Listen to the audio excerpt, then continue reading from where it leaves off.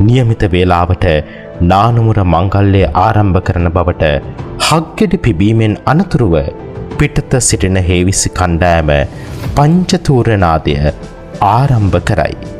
ඒ සමග බුදුරජාණන් වහන්සේගේ ගුණ හා ධර්ම රත්නයේ ගුණ ගායනා කරනු ලබන කවිකාර මඩුව නමින් හඳුන්වනු ලබන කණ්ඩායම නානුමුර මංගල්‍ය අවසානයේ තෙක්ම බුදුරජාණන් වහන්සේගේ ගුණ හා ධර්ම රත්නයේ ගුණ ගායනා කරමින් දළදා හාමුදුරුවන් වහන්සේ දෙපස සිටි පංචතූර වාදනය කරමින් හේවිසි කණ්ඩායම වැඩ සිටින මාලිගා පරිශ්‍රය වටේ තෙවරක් ප්‍රදක්ෂිනා කරමින් පංචතූර නාදය එක් කරන ආකාරයද දැකගත හැකිය.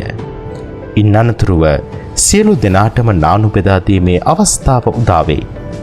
නානුමුර මංගල්‍ය නමින් සංකේතපත් කරනු ලබන්නේ බුදුරජාණන් වහන්සේ ස්නානය කිරීම බව බෞද්ධ සාහිත්‍යයේ සඳහන් වෙයි.